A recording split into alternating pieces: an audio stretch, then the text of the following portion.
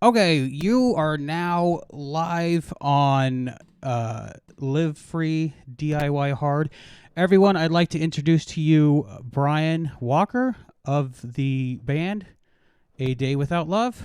Uh, he just released a EP called Tour is not a road trip. "It's Not a Road Trip." Yeah, you know that. Uh, Yeah, I didn't want to get it wrong. This is my first interview live, so I'm a little frazzled. it's Um, all good. Yeah, I'm glad you made it.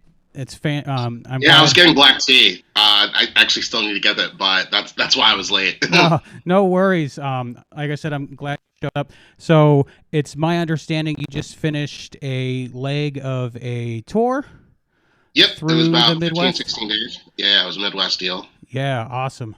How'd that go for you? Not too bad. I mean, it was like money in, money out. Like literally, like only $160 gain in Ooh, terms of finances, but in terms of like support and like spreading my network, everything was done right.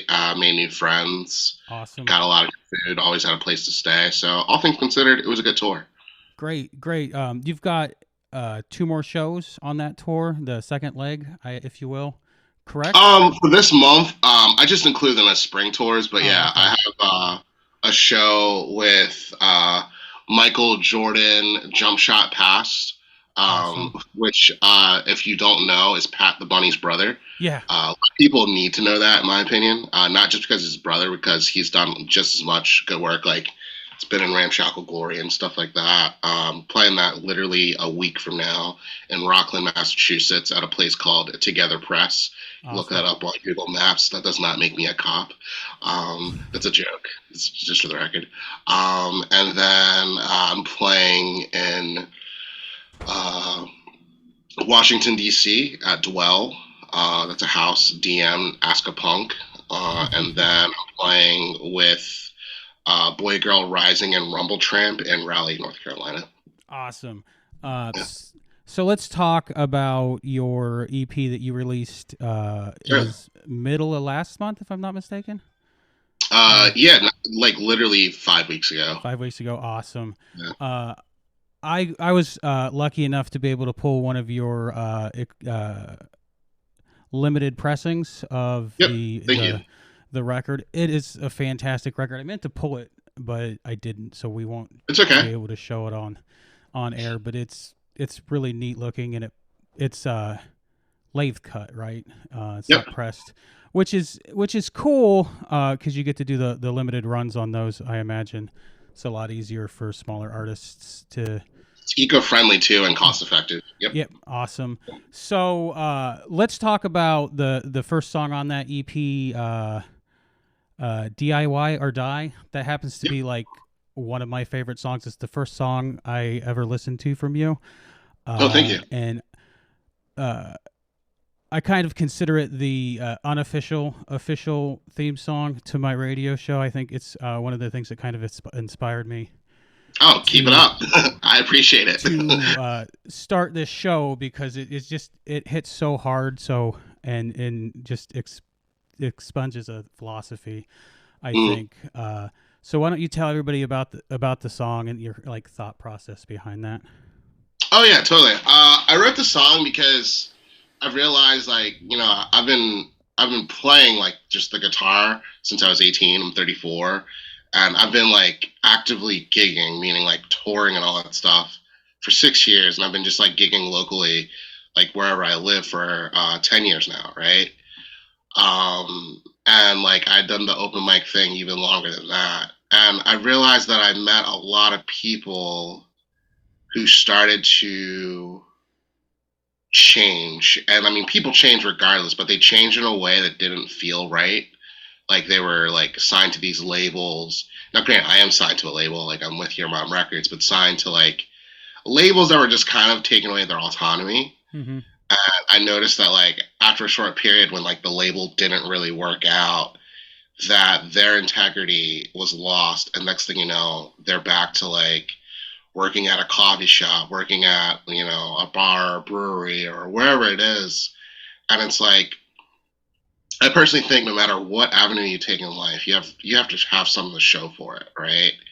And if what you have to show for is like all ego, like and forgetting, the mouth that fed you, and you think that's the way to be a musician, then I think you're kind of dying on the inside versus like being in a DIY community where like you're with a community driven label, you're still, making connections, finding better ways to sustain your bottom line, you're finding better ways to make do with what you have without sacrificing your morals and rights and values, Mm-hmm. then you're still being the person that you are. Like, I think a lot of people like get that Pitchfork article or get that Stereogum article or get that mainstream music festival placement, and they kind of like forget who helped them first. And not only do they forget who helped them first, they kind of switch up in a way that's like not authentic Mm-hmm. and start feeling like, oh, I have to keep certain people in my circle now. And it's like, no, you just turned really paranoid and low key, you're not doing that well. And I think that's not good. So that's kind of like why I wrote DIY or Die. Because, like, on the inside, Mm-hmm. you're still scared and you're still like losing your ethics and values. So, Awesome. Awesome. I also want to talk about the song from your EP, Show Friends. yep. That's another one of my favorite songs on the album. It, I listen to it and I kind of want to go out, see some shows, Okay. like talk to people, make friends. That's kind of the vibes I get from the Sure. song. Why don't you tell everybody like the thought process and the reasoning behind that song and whatnot? Oh, yeah. So, a lot of people compare my music to 90s rock, which I think is extremely wrong. Um, but this is the one song I'm going to say is objectively a 90s rock song. And this is why. So, like, musically, I'm not going to get too technical because I don't know how many music nerds are in here. This song follows a very similar pattern to My Hero by Foo Fighters. Also, it follows a very similar pattern to 27, Constant Headache by Joyce Matter, 27 by Title Fight, um, the Red Hot Chili Peppers song Under the Bridge. Another one is a Weezer song. All those songs kind of follow the same E, C sharp, A flat to A, right? This song, on the other hand, follows that, but in the key of B. Mm-hmm. I'm just going to leave it at that. So I said, structurally, it needs to follow the similar method. And then secondly, how could I write a theme song to making friends at house shows or making friends in commonly shared spaces while still calling out the inequality and the lack of diversity in spaces? Because, like, on the internet, we talk about, like, oh, that space was so inclusive. And then you go to the space and you're like, oh, it was all like, it's like 95% white dudes Mm-hmm. and 5% like not white dudes. Mm-hmm. That wasn't diverse at all.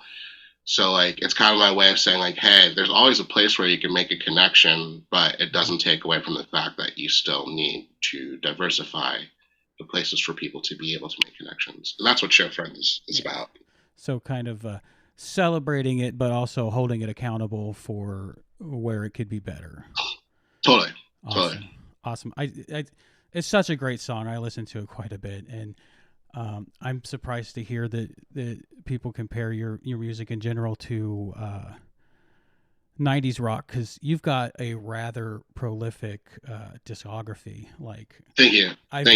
I've been listening to it in preparation for this interview, and I'm not entirely sure I've listened to it all. It's just I don't expect you to. Yeah. I don't expect anyone to. what you have up on Spotify is just tons of songs, and you've got even more on Bandcamp. Oh yeah, you've got stuff like "Be Happy" geez. That's kind of like mellow, like jam song, and then DIY or Die and Show Friends and stuff. So you've got quite the eclectic mix of songs and styles, and I really appreciate that about your music. It's nice when you can listen to one artist and get a nice mix of everything. Because I'm the type of person that likes all kinds of music, no matter what, and I think you provide that. So I do my best. Everybody should check out A Day Without Love's discography on Spotify, Bandcamp. It's rather prolific. So let's see, other questions. I had notes, and then you were like, let's go off script, and I didn't pull them up. I'm always off script, sorry.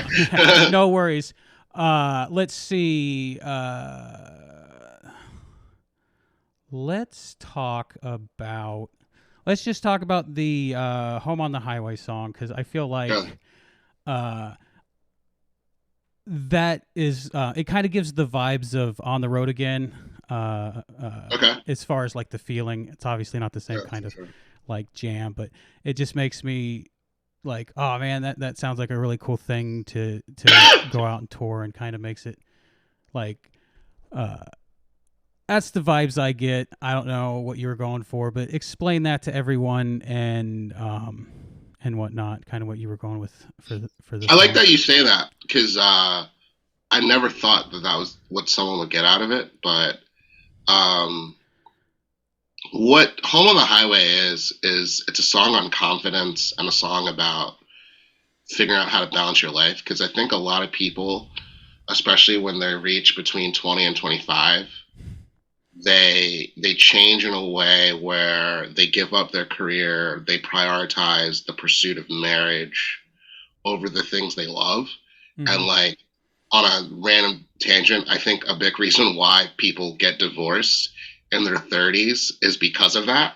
Because they think, all right, I'm 20 or 25, I'm horny, time to pop a baby and get a job and stay that way and make the same friends I'm going to see every Friday and go to weddings and like that's it. And hey, there's nothing wrong with that. Like, integrate that lifestyle. But if you low key are like in love with, you know, making pottery, planting plants, taking photos of food, poetry, music, architecture, you quit the thing you wanted to study for the pursuit of a partner. If you're doing that, you're killing yourself, you know, metaphorically speaking. And I think Home on the Highway, this is what I was trying to do, is explain, should I stay in the normative and not leave town and just do what like is expected of me, or do I need to find some home or a concept of home or multiple homes by touring, you know, by, you know, going to these different cities that I don't know about. And I've realized that like when I wrote that song at the age of 32, I like had to say to myself, like, I got invited to 11 weddings this year. I'm only going to go to 3 of them, because if I go to 11 weddings, that's 11 weekend tours I can't go to. You know, so do I choose 11 weekend tours where I could like chase my dreams, and like out of those 11 weddings, like 9 of them are going to end up in divorce or some type of misery? Or do I go to the weddings where I actually believe in the love? And that might make me sound bitter, but that's a reality every musician needs to face, especially when you start getting to a point of tour. And I want to normalize tour, because tour isn't like, oh, you're playing Coachella style festivals. It's just a part of the job. It's a part of like the lifestyle. It's a part of like the passion. And you often have to choose, like, am I going to go out Friday and get wasted? Or am I going to go to a show and meet a new band that's going to open up for me, or I'm going to open up for them? Or am I going to practice my instrument? Oh, today's Wednesday. In college, I called that Wasted Wednesday. Am I going to go out and party? Or am I going to like go edit a podcast or like edit like a track that someone hired me to do? So Home on the Highway is like about life, music, conflict. We call it work-life balance in like the corporate world, but that's what Home on the Highway is about. Like, do you really want to do this? Are you ready to take the risk? And is the risk even going to be worth it? Because you could still fall on your face anyways. So it sounds very happy, but the song's actually very sad. But no one would actually like pick all of that up when like, because that's why I wrote the hook. Like, I want it now. I want it now. I need to move on, because like it's taking the trope of I need to leave this town to a next level. Like Mm-hmm. a lot of people say, I need to leave this town because like I lost my ex, you know, Mm-hmm. I broke up with my mom's not cool, like whatever. Like that stuff's tired. We've told that story. But what about I haven't lived the life I've meant to live, so I need to have it now, but you need to move on. And then the line "Show me you're down" is like bandmates, friends, partners, family members, are you down with me making this decision? I might end up in Japan next week, not literally, but metaphorically. Mm-hmm. And then I want it now. Now I'm packing. Meaning, if you aren't down, I'm still gonna pack.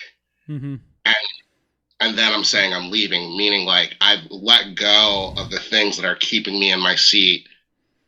Let me go. So that's kind of like what the song is about. And then the verses are kind of acknowledging the humility and understanding that this could go forward or it could go backwards. But I have to like also unpack and acknowledge you're seeing it now that like um I might just end up playing to 5 people every day. Yeah. But eventually that 5 people is going to turn to 15 people and so forth and so forth and so forth. So Building it. yeah. Yeah, that's cool.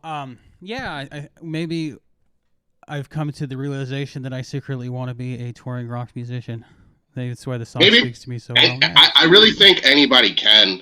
I think the problem is we create these tropes that like Mm-hmm. trick us and fool us into thinking we can't do something. Yeah, I agree. You mentioned something about the song that reminded me. I wanted to ask you this question at the top of the interview. Got Mm-hmm. sidetracked, but Okay. you mentioned that "Home on the Highway" is actually kind of a not a happy song, even though it seems happy, like Mm-hmm. and stuff. So your names of your band's "A Day Without Love," and that's kind Yeah. of a sad concept to me, Sure. like to think of a day where you get no love and you don't have love. But the majority of your discography is upbeat, happy, kind of optimistic music. So, what's kind of the reasoning behind the name, and why did you choose it? Certainly. So my sophomore year of college, I encountered a spousal abuse incident outside my dorm, and I stopped it. And I was writing a poetry book called 365 of Being Alive. So I wrote a poem about what occurred, and then flash forward to my second year, first semester of grad school, where Hurricane Sandy happened. I was homeless, not like completely homeless, but I was like couch surfing, bench surfing, stuff like that. And I was passed out on a bench in New York, and a man tried to urinate on me. And I stopped it from happening, ran away, yelled at the dude. And I just like, it was just me and my guitar, and I wrote this song called Wake Up. And it was kind of like my way of saying, wake up to the reality that you have to do something with your life and you can't just let people literally and metaphorically pee on you. And I have to look at it like if I live this day or this life without love, I'm Mm-hmm. going to live a life of chaos. But if I live a life with love, I'm going to live a life of structure, sustainability, meaning, and purpose. And I kind of wanted, and I think I'm trying to do it. Create a discography that looks like life. And life is cathartic. Life is diverse. Life is, prolific, at least in my opinion.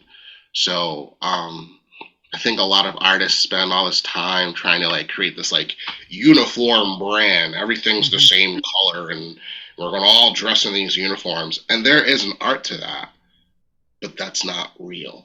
Mm-hmm.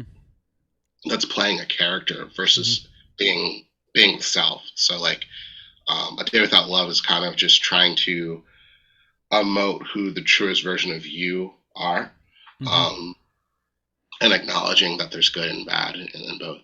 So yeah, Awesome.